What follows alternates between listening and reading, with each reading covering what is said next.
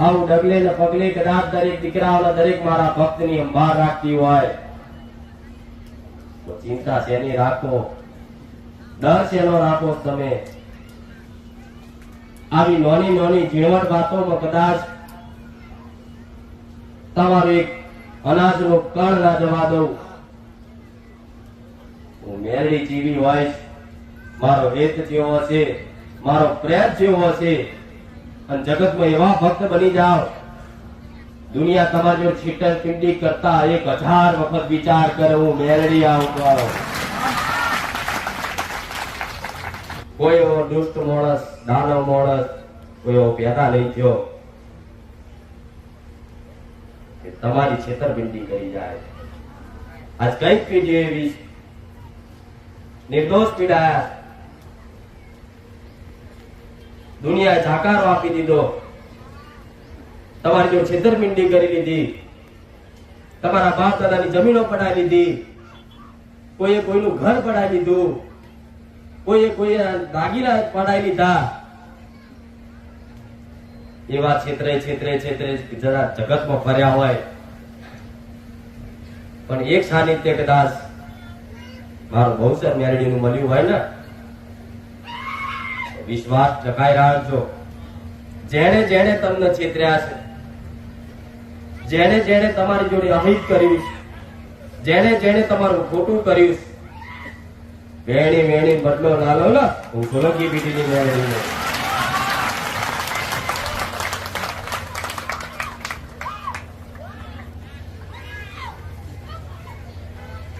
બદલાની ભાવના હું મેળવી ના રાખું, પણ તમારી જોડે અન્યાય થયો હોય ને તો ન્યાયમાં હું પહેલી મેળવી ઉભી રહું. કોઈએ મને જજ કીધી, કોઈએ હાઈકોર્ટની જજ કીધી, કોઈએ ન્યાયાધીશ કીધી. મારા ન્યાયમાં કોઈ ખોટ ના હોય, કદાચ મારો પોતાનો હોય, કદાચ કોઈ હોમે કોઈ ગુનો હોય ને તો મારા પોતાનો ના ખેંચું, હું એ મેળવી છું.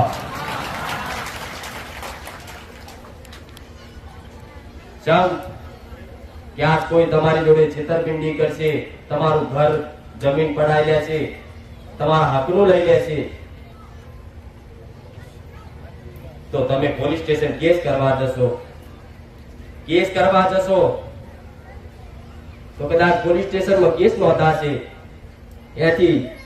હાઈકોર્ટ ઉપર જશે, કોર્ટમાં જશે, અને છેલ્લે કદાચ એ વાતના ચુકાદા ના આવતા હોય, એ તમને સાચો તમારો ન્યાય ના મળતો હોય, તારે કદાચ મારા જેવી ન્યાયાધીશ મેરડીને એકવાર યાદ કરીને તો હું મેરડી આવતો.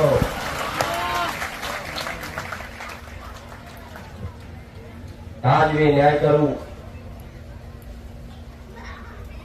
મારા ભક્તની યાદ રાખવું, તમને ચોય નીચું ના ગાળવા દઉં. હું એ માતા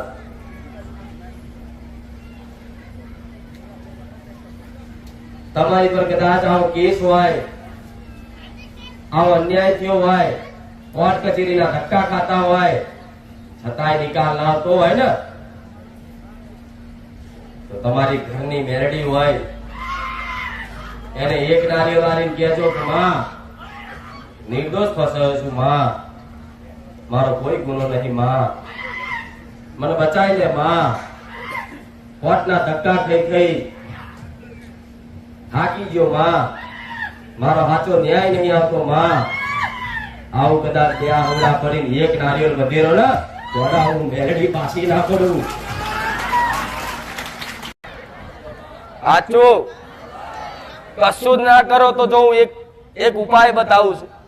તમને. રાત દાડો કદાચ તમારા મહેનત મજૂરી કરવામાં કદાચ યાદ ના આવે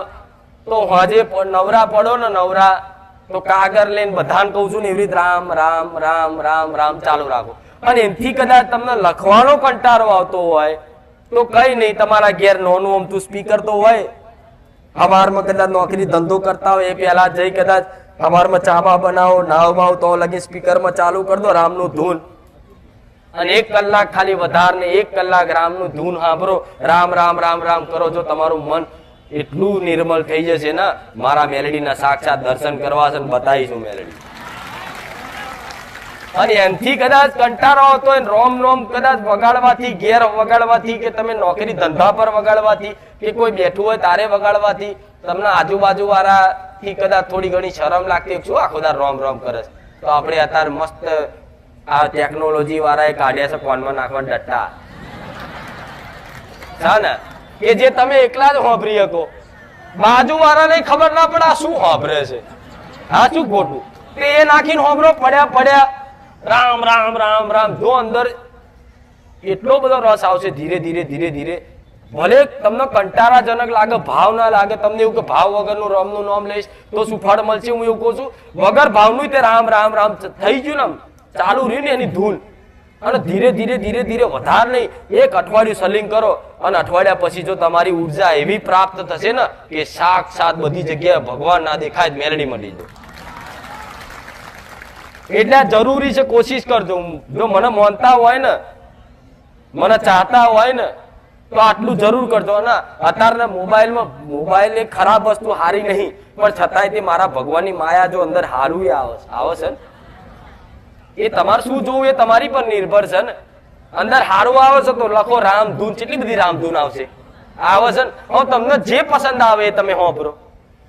સંભળાય નહીં પછી અમે તમે જોર આવતું હોય તો શું કરવી તમારી જિંદગી ઇન્સ્ટાગ્રામ લઈને રીલ્સ જોતા જોતા તો આખો દાડો 24 કલાક નેટ પતી જાય તો લગીન નહીં છોડતા થોડા છે તો 1 કલાક અડધો કલાક ખાલી રોમનું નામ લેવાનું તમે કંટાળો આવશે કંટાળો તમને નહીં આવતો તમારી આત્મા જે છે ને એ ભગવાનનો એક અંશ છે મારા રોમનો એક અંશ છે દરેકનો આત્મા અંદર છે ને એનો કંટાળો ચારેય નહીં આવે એ તો રોમ નામ વગર અધૂરી છે એ ભૂખી છે તમારી આત્મા રોમ નામ વગર પણ તમારી મન ઉપર જે કદાચ મેલ ભરેલો છે ને જે બધા પ્રભાવનો જે છાપ પડેલા છે ને ખોટા કર્મોની ખોટા સંસ્કારોની એને તમારે આત્મા સુધી પહોંચાડવું નહીં એટલે તમને કંટાળો આવશે આળસે આવશે પણ તમારા મનથી એવું નક્કી કરવાનું આ આળસ મારી નહીં આ મારા મનની આળસ છે પણ મનને એકદમ હરાઈ દઈશ અને મારા રોમને પ્રાપ્ત કરી લઈશ આળસ તમારી નહીં કદાચ કોઈને રોમ નોમ લેવા જાય ખરાબ વિચાર ચાલુ થઈ જાય ખતરનાક જેટલું બંધ કરવાની કોશિશ કરે એટલા વધી જાય કઈક દીકરાઓને આવું કઈક દીકરીઓને આવું કે મારી અમે નોમ લેવા જઈએ માતાની આગળ સ્મરણ કરવા જઈએ તારે જ આવ તો એમાં ડરવું નહીં તમને ભલે ભય લાગતો હોય હારું હું આટલું બધું ખરાબ માણસ છું હું આટલું બધા મારા વિચારો આવા છે મારા સંસ્કાર તો હું ભગવાન માતાજીની આગળ ઉભો રહેવા લાયક નહીં પણ હું માતા એવું કહું છું તમને એવું અંદરથી થતું હોય ને તો તમારી માતાને પ્રાર્થના કરજો કે માં મારા વિચાર આ મારા નહીં માં આ મારા વિચાર નહીં હું તો તારો દીકરો શુદ્ધ પવિત્ર માં તારો દીકરો છું માં પણ આ વચ્ચે મારા મન ઉપર જે કદાચ વિચારોનો મેલ ચોટ્યો છે ને માં ભલે કદાચ આજ વિચાર આવતા પણ મારા વિચારો શુદ્ધ કરી દે મારી કુળદેવી મારી ખુખાર મેળડી જો શુદ્ધ ના કરી આલો તો મેળડી મૂકી દેવી શક્તિ સુધી પહોંચવા માટે મન જ પહોંચશે તમારું તમે તો તન પહોંચાડો છો દીવા ચોથી કરો છો હાથથી આરતી ચોથી કરો હાથથી કરો છો ને ચોલ્લો ચોથી કરો છો હાથથી બધું હાથથી જ કરો છો પણ માતાજી જોડે પહોંચવું છો કોનું કામ છે મનનું મન તો તમારું પહોંચતું નહીં પહોંચવા જાય છે ને બધા અંદર ફાઇટિંગ થાય વિચારોની સારા વિચારોની ખોટા વિચારોની થાય જ નહીં સારું કે ચોથી આવી ગયું બધું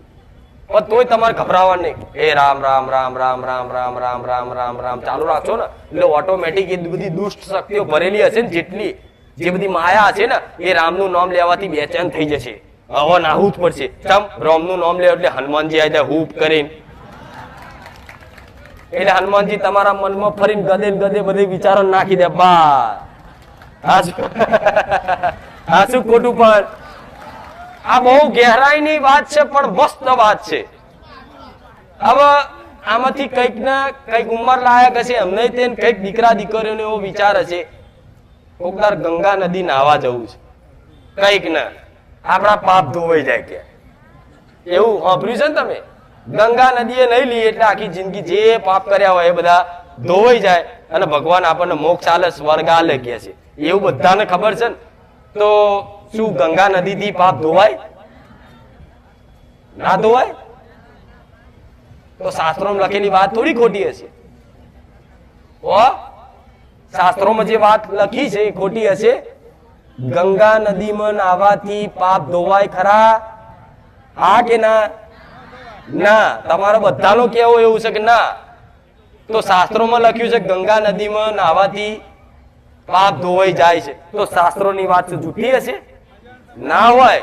પણ કહું, ગંગા નદીમાં જાઓ ડૂબકી મારવાથી તમારા પાપ તો ધોવાઈ જાય, 100% વાત છે. તમે જેવી એક ડૂબકી મારો ને તરત તમારા પાપ છે ને આજુબાજુના જેટલા આવા ઝાડ મોટા મોટા હોય ને ઝાડ ઉપર ચડી જાય. તું તાર નહીં લે, પછી હું રાહત જોઈને બેઠું. તું કે તું તાર એક નહીં 5 ડૂબકી માર. વરદાન છે ગંગાને. ગંગાને વરદાન છે કે તારી નદીમાં જે ડૂબકી મારશે એના બધા પાપ ધોવાઈ જશે. તો તમે ગંગા નદી ડૂબકી મારવા જાઓ ને એ પહેલા ત્યાં બધા મોટા મોટા ઝાડ હોય ને એ ઝાડ ઉપર બધા પાપ બેહી જાય. તું તાર એક ને 10 વાર ડૂબકી મારીને પાછો હોય એટલે તારી પર ચડી બેહું પાછો. એટલે શાસ્ત્રોની લખેલી વાત ખોટી નહીં હોતી. એ તો આવું વાપર્યું ચોય ના વાપરવા મળે. અને તો એ ઘેર ઘેર પૂજા પા લાવો છો ને ગંગાજલ. હું એવું કઉ છું કે પૂજા પા વાળા ગંગાજલ લેવાની જરૂર. એ ગંગાજલ લખીને પાણી જ હાલે છે. તમે જોવા જાવ છો ગંગાજલ લાયા તો તમારું ઘર હોય ને ઘર એમાં લોટો ભરો ને તોબાના લોટામાં કળશમાં પાણી ભરો ને અને એમાં થોડું હું તો કહું પવિત્ર કરવા માટે તમે સોનું ના નાખો તો કપૂર તો હોય એ કપૂર થોડું નાખી દો અને હલાઈ નાખો અને છેલ્લે ગંગા માતાનું નામ દઈ બે ગંગા નદી એમ કરી નામ દઈ થોડું પાણી ઉમેરો ને એટલે એ ગંગાજલ થઈ જાય. થઈ જાય કે નહીં? પણ તમારે તો બધા છે ગંગા નદી થી લાવવું છે પાણી. તો તમારા બધા જો લાવવું હતું તો આપણે બસ પટેલ મોકલ્યા બધાને.